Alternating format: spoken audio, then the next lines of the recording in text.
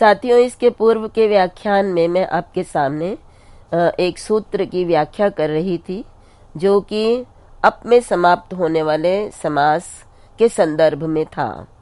तो उस सूत्र को स्पष्ट करते हुए मैंने आपको यही बताया था कि अप के स्थान पर ईत होता है। तो उस अप के संदर्भ में बताते हुए मैंने बताया था कि यहाँ पर अप अकारांत दिया गया है और अकारांत देने का प्रयोजन क्या है। वास्तव में अप हलंत शब्द है, लेकिन यहाँ पर अप अकारांत देकर और प्रथमा विभक्ति एक वचन में प्रयोग किया गया है। तो ये बताने के लिए है अप इति कृत समासांतस्य अनुकरणम। तो यहाँ पे जो अप का प्रयोग है ये समासांत अप्रत्यय जो पूर्व सूत्र द्वारा ऋक्पुरब्धु सूत्र द्वारा बताया गया है वो अप प्रत्यय करके यहाँ पर अप को दिखाया गया है, ताकि ये पता चल जाए कि अप करने के बाद हम ईत करते हैं। वास्तव में यदि मैं ये बताना चाहूँ तो यहाँ पर यदि हम अप के पकार के को हलंत भी रखते हैं तो हमें ये कहने की आवश्यकता नहीं होगी कि षष्ठी अर्थे प्रथमा। यहाँ षष्ठी ही अपहा षष्ठी भक्ति में प्रयुक्त होता है। तो इस प्रकार से भी हम व्याख्या कर सकते हैं कि अप को ईत होता है। तो इस तरह भी अर्थ वही होगा, परंतु वृत्तिकार ने यहाँ पर षष्ठी अर्थे प्रथमा कहा है तो हम अप्रत्यय के साथ ही अप को यहाँ पर समझेंगे। अब इसके जो उदाहरण हैं वो है, एक तो द्वीप शब्द है, ये तो बहुत अधिक प्रयुक्त होता है हिंदी में भी।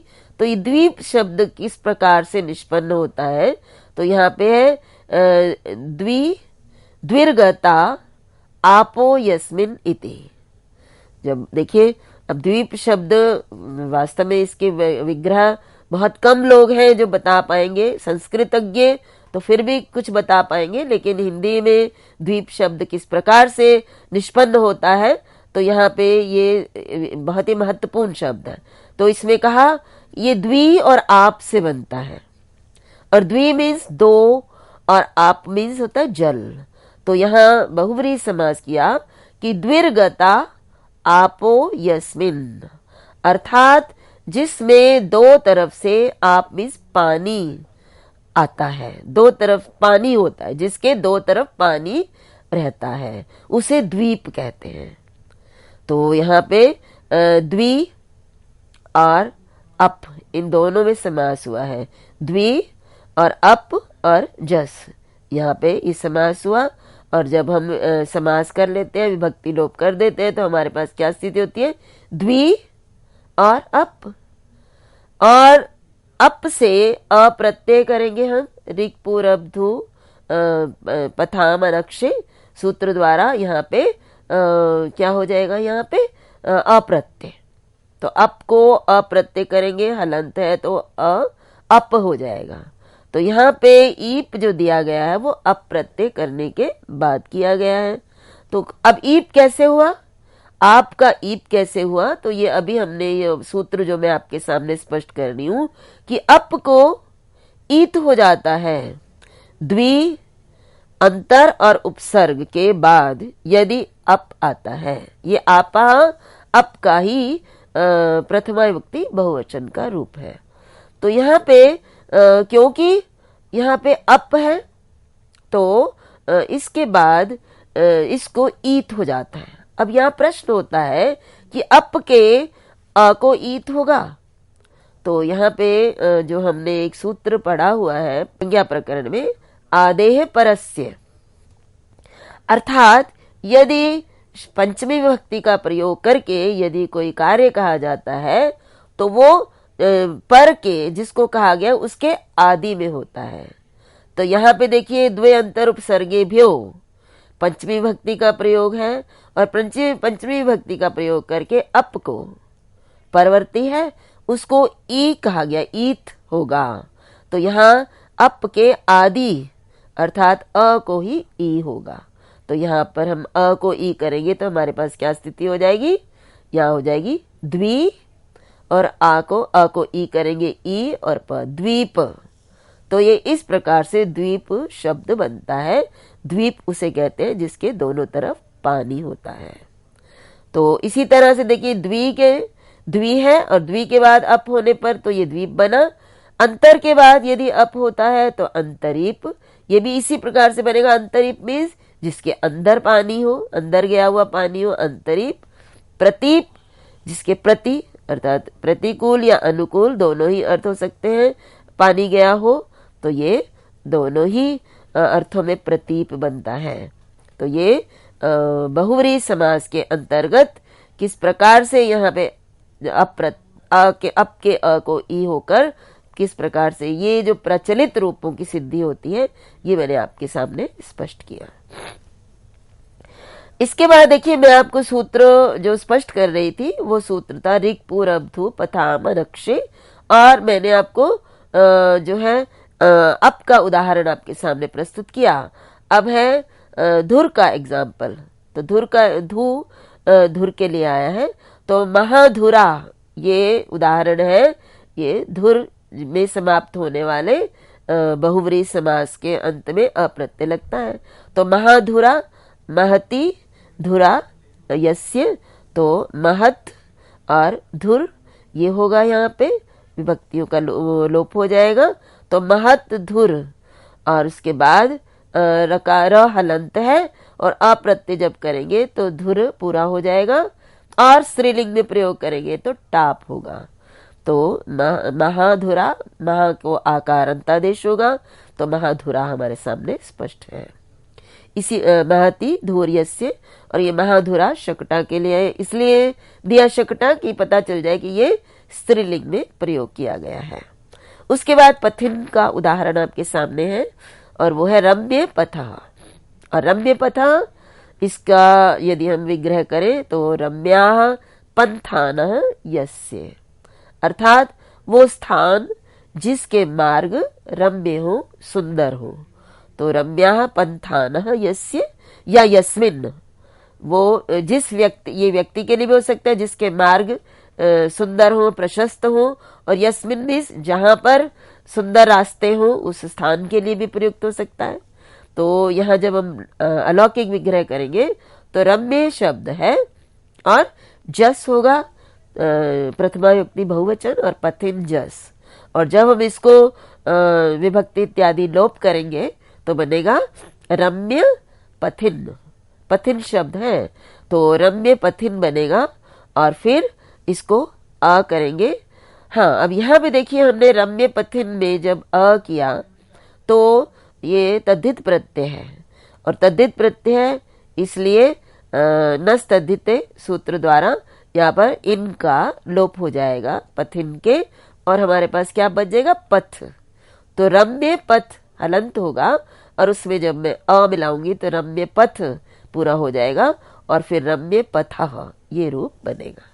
तो ये ध्यान रखिएगा कि इनका लोप तद्धित प्रत्यय परे होने पर हो गया, तो इसलिए हमारा रम्य पथ अकारांत शब्द रह गया, और उसको प्रथमा विभक्ति में रम्य पथा हो जाएगा।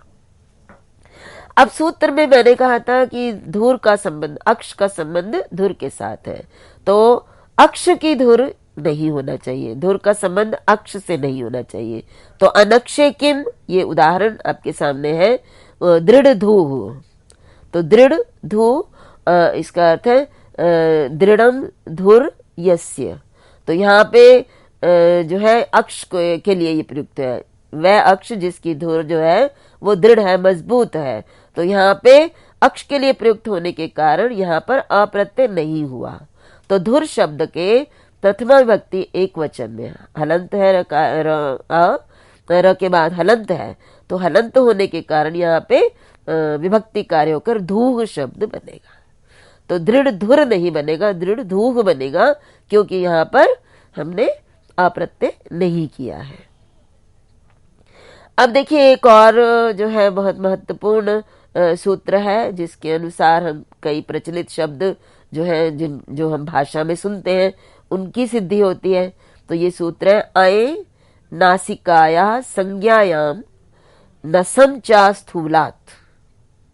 अब जब इसकी पहले वृत्ति देखते हैं कि नासिका या नासिकांतात, ये पंचमी विभक्ति है, नासिकाया में ये बताने के लिए नासिकांताद पंचम्यंत प्रयोग किया गया है।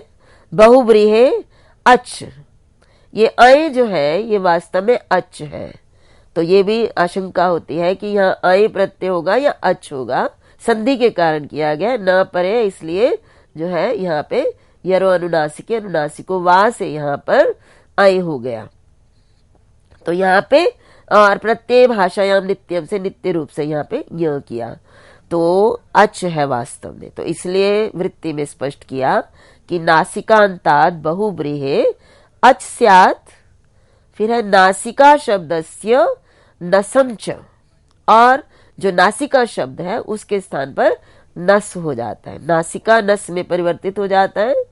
और उसके बाद है न तो स्थूलात, च अस्थूलात है, तो अस्थूलात मीन्स स्थूल शब्द यदि पहले हो तो नहीं होगा, तो नासिका शब्द से पूर्व स्थूल शब्द नहीं होना चाहिए।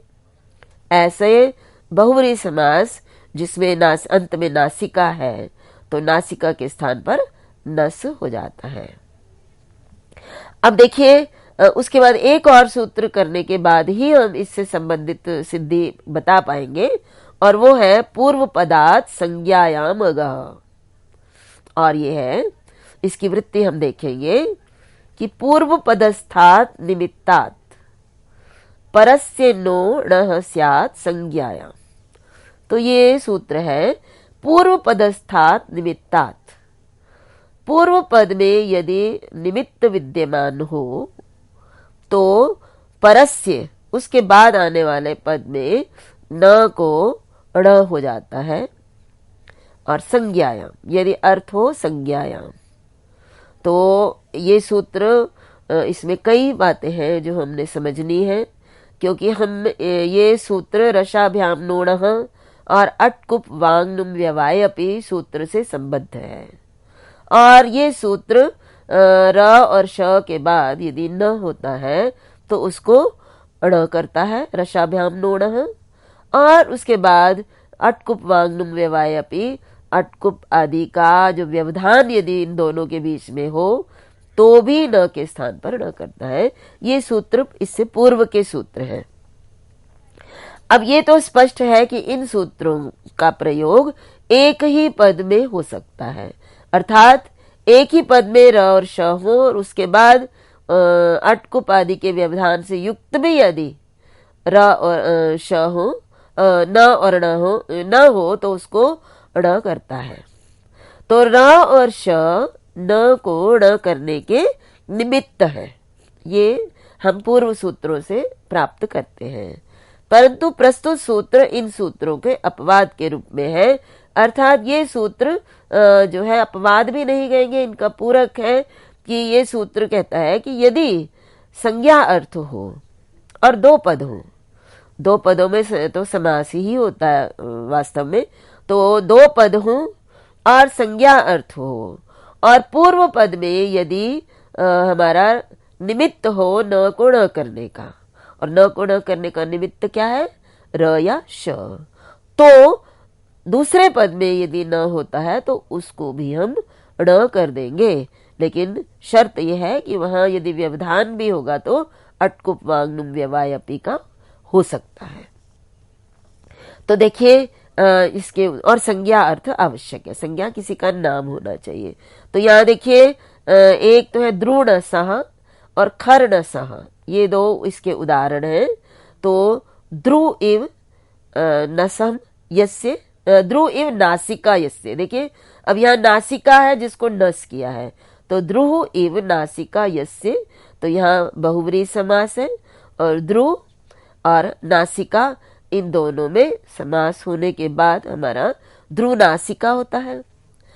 अब यहाँ पर एक कार्य तो है कि ध्रुव में जो र है ये निमित्त है न को न करने का, और दो पदों में समास है। देखिए ध्रुव और नस दो पद हैं, एक पद नहीं है, तो इन दोनों में समास होने के बाद र तो है पूर्व पद में, और न जो है नासिका ये परवर्ती पद में है, और बीच में ऊ है, अटकुप वांग में ऊ का व्यवधान हो सकता है। तो यहाँ दो पदों में है तो पूर्व पद में निमित्त है और परवर्ती पद में न है, तो इस न को ण हो जाएगा। उसके बाद जो नासिका है उसको क्या हो जाएगा, नस आदेश हो जाएगा। तो नासिका के स्थान पर नस हो जाएगा, तो हमारे पास क्या हो जाएगा, ध्रुव णस। और ध्रुव नासिका के स्थान पर ध्रुव णस हो जाएगा। और ध्रुव नसा ये संज्ञा अर्थ में प्रयोग हुआ। इसी तरह खरनसः, ये भी खर इव नासिका यस्य, तो खरनसः वो व्यक्ति जिसकी नासिका खर के समान है, तो ये भी संज्ञा अर्थ में है। और यहाँ पर भी रकार है, उसके बाद न है, र में अ है, व्यवधान है, फिर न का नासिका का न है, न को न करेंगे और नस करेंगे। ये तो इसके उदाहरण थे, लेकिन एक उदाहरण जो बहुत ही महत्वपूर्ण है वो भी मैं आपके सामने स्पष्ट करूंगी। वो नासिका का नहीं है परंतु न को न करने वाला है, तो वो है शूर्पणखा। ये शूर्पणखा रामायण में एक प्रमुख पात्र है। तो इनका किस प्रकार से जो है समास किया गया है, शूरपाणी इव नखानी यस्याह, ये स्त्रीलिंग में प्रयोग है। तो शूर्प के समान जिसके तेज नाखून है, नख है। तो यहाँ पे देखिए शूर्प जस और नख जस, ये बहुब्रीहि समास हो गया। और समास करने के बाद हमारे पास बचता है शूर्प और नख। यहाँ नासिका नहीं है इसलिए पूर्व सूत्र तो नहीं लगेगा, लेकिन यहाँ पे संज्ञा अर्थ है, रावण की बहन के लिए ये प्रयुक्त हुआ है इसलिए। और शूर्प पूर्व पद है जिसमें र है और अटकुप वांग में प भी आता है, अ भी आता है, तो इन दोनों का व्यवधान है। और नखा में न है दूसरे पद में, तो न के स्थान पर ण होकर शूर्पणखा, ये सही उच्चारण है। कुछ लोग इसको शूर्पणखा या शूर्पणखा प्रयुक्त करते हैं, वास्तव में शुद्ध रूप है शूर्पणखा, जिसकी जो है सिद्धि मैंने आपके सामने प्रस्तुत की। अब यह सूत्र में कहा कि स्थूल शब्द यदि पहले है तो ना तो न को न होगा न, और ना ही यहाँ पर नासिका को नस होगा। देखिए स्थूल यदि पूर्व में है तो न को न करने का तो निमित्त है ही नहीं, इसलिए केवल मात्र यहाँ पर नासिका के को नस करने की बात है, नस आदेश नहीं होगा। इसलिए स्थूला नासिका यस्य, स्थूल नासिक, और फिर पुल्लिंग प्रथमा एकवचन में स्थूल नासिक रूप ही बनेगा। स्थूल नस रूप जो है वो अशुद्ध रूप होगा। तो इस प्रकार से मैंने आपके सामने कहाँ कहाँ पर ये प्रत्यय लगता है बहुव्रीहि समास में, इसके विषय में चर्चा की। अब इसी में आगे पथिन शब्द भी है, क्योंकि जब तक हम सूत्र में जो भी पद कहे गए हैं उन सबको यदि हम उदाहरण द्वारा स्पष्ट नहीं करते हैं तो हम समझ नहीं पाते हैं उसमें। तो यहाँ पे पथिन अगर है तो पथिन समास के उस समास के अंत में भी अप्रत्यय होता है। तो जैसे रम्याः पंथानः यस्य, अर्थात जिसके मार्ग रम्य हो, सुंदर हो, या यस्मिन मैंने अभी आपको बताया ही है। तो ये सिद्धि मैंने आपके सामने प्रस्तुत कर दी है। अब बहुव्रीहि समास में कुछ और परिवर्तन भी होते हैं। अभी हमने अ किया प्रत्यय, अब किया, कब किया। अब कुछ ऐसे नियम हैं जिनके द्वारा समास के जो अंतिम वर्ण है उसमें कुछ जो है परिवर्तन किए जाते हैं, और उनमें से मैं आपके सामने सूत्र प्रस्तुत कर रही हूँ क्रमशः। और पहला सूत्र है पादस्य लोपो अहस्त्यादिभ्यः। अब इसकी वृत्ति जब हम देखेंगे तो हस्त्यादि वर्जितात, अहस्त्यादि है तो अविद्यमान हस्त्यादि यस्मिन, ये है कि जिसमें अविद्यमान हस्त्यादि यस्मिन, जिसमें जो हस्त्यादि गण के अंतर्गत विद्यमान नहीं है, तो इसलिए कहा हस्त्यादि वर्जितात, अर्थात हस्त्यादि गण में आने वाले शब्दों से रहित। उपमानात्, उपमानवाचक पद के परस्य बाद पाद शब्दस्य लोपः स्यात् बहुव्रीहौ। ये बहुत ध्यान देने योग्य बात है कि ये बहुव्रीहि समास में ही ये कार्य होगा जो प्रस्तुत सूत्र द्वारा बताया गया है। तो ये सूत्र कहता है कि हस्ती आदि से रहित यदि उपमान, कोई उपमान शब्द है। उपमान क्या होता है? देखिए, जब अलंकार है, उपमा अलंकार, जब हम किसी की तुलना करते हैं तो एक उपमेय होता है जिसकी तुलना की जाती है, और एक उपमान होता है जिसके साथ तुलना की जाती है। तो जिससे तुलना की जाती है उसको उपमान कहते हैं। तो उपमान वाचक जो पद है, परंतु हस्ती आदि गण में नहीं पढ़ा गया, उसके बाद यदि पाद शब्द आता है और बहुव्रीहि समास किया जाता है तो उस पाद शब्द का लोप हो जाता है। तो यहाँ देखिए, इसके मैं आपके सामने सिद्धि करते हुए बताती हूँ। एक तो है व्याघ्र पाद और हस्तिपादः। तो यहाँ पे क्या है कि व्याघ्रस्य इव पादौ यस्य। तो यहाँ पे देखिए बाघ के समान जिसके पैर हैं।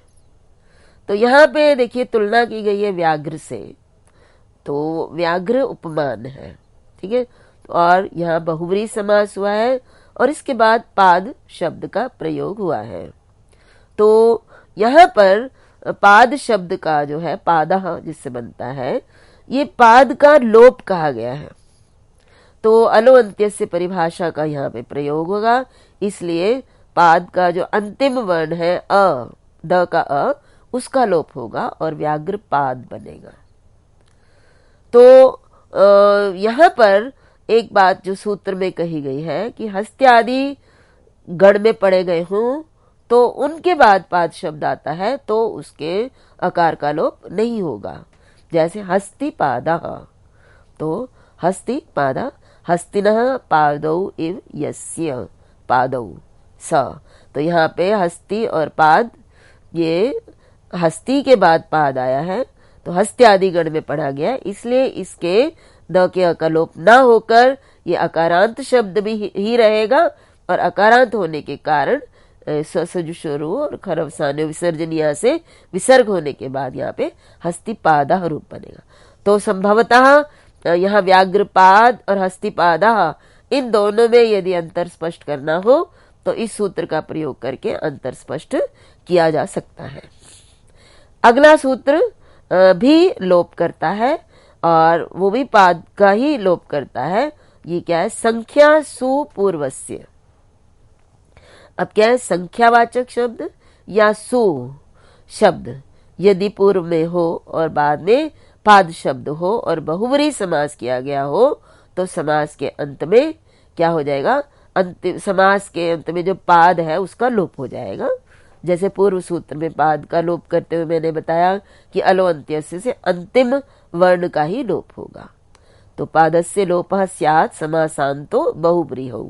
तो जैसे उदाहरण है द्विपाद और द्विपाद, देखिए दोनों, और सुपाद और सुपाद, ये दो रूप किस प्रकार से बनते हैं? देखिए संख्या वाला जो है यहाँ पे मैंने आपके सामने द्विपाद रखा है।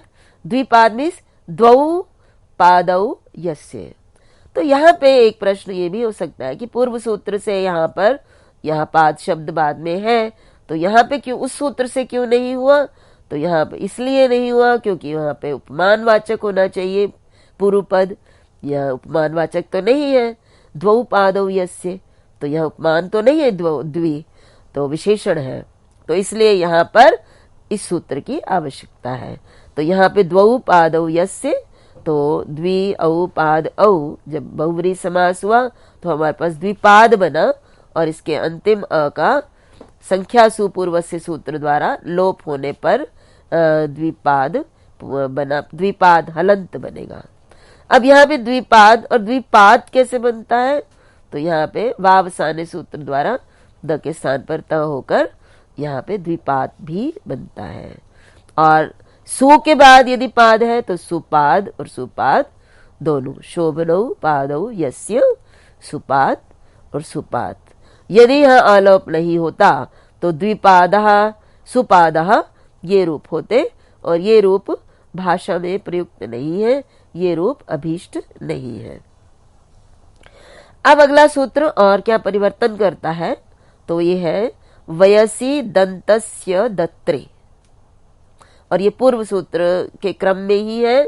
तो संख्यासु पूर्वस्य को की आवृत्ति होगी, यहाँ पर अनुवृत्ति होगी। तो यहाँ का आवृत्ति में संख्यासु पूर्वस्य दंतस्य दत्री इत्यादेशः स्यात् बहुब्रीहौ। और इसमें कहा कि यदि संख्या या सु पूर्व पद है और उसके बाद दंत शब्द है तो दंत के स्थान पर दत्री ये आदेश हो जाता है यदि बहुब्रीहि समास किया हो। तो इससे जो बने हैं द्विदन और चतुर्दन। यहाँ पे देखिए जब समस्त पद है तो इसमें ये पहचानना असंभव हो जाता है कि यहाँ पे दंत शब्द है जिसके स्थान पर यहाँ पे हमें दन दिखाई दे रहा है। तो इसके लिए ये वयसी दंतस्य दत्री सूत्र को समझना और उसको जो है ध्यान में रखना बहुत ही अनिवार्य है। तो द्विदन द्वौ दंतौ यस्य, अर्थात जो दो दांतों वाला है। तो यहाँ पे बहुब्रीहि समास है तो द्वि औ और दंत औ। तो अब दंत के स्थान पर दत्री हो गया तो द्वि दत्त हो गया। तो द्विदत्त जो है लोप हो जाता है तो द्विदत्त बना हलंत शब्द है। और जब हम प्रथमा विभक्ति एक वचन पुल्लिंग में रूप चलाते हैं तो द्विदन हो जाता है। और इसी तरह से चतुर्दत्त चत्वारि दंतानि दंता यस्य चत्वारः दंता यस्य। तो यहाँ चतुर शब्द है और दंत शब्द है और यहाँ दंत है इसलिए यहाँ पे दत्री हो जाएगा। लेकिन ये ध्यान रखिए वयसी अर्थात आयु बतानी हो, मतलब इसकी आयु देखनी है। दो दांत हैं तो कितनी उम्र वाला होगा, चार दांत आ गए हैं तो कितनी आयु वाला होगा। उस परिस्थिति में दंत के स्थान पर दत्री आदेश हो जाता है। तो इस प्रकार से जो है बहुव्रीहि समास करने के बाद कुछ रूप जो हमें प्राप्त होते हैं उनमें कुछ कुछ परिवर्तन किए होते हैं। तो वो परिवर्तन उनका आधार क्या है? तो वो आधार जो ये प्रस्तुत सूत्र है जो कि विभिन्न प्रत्यय लगाते हैं समास के अंत में, या उनके समास के अंत में जो पद है के जो अंतिम वर्ण है उनका लोप करने वाले सूत्र हैं, इनको जानना बहुत ही अनिवार्य है।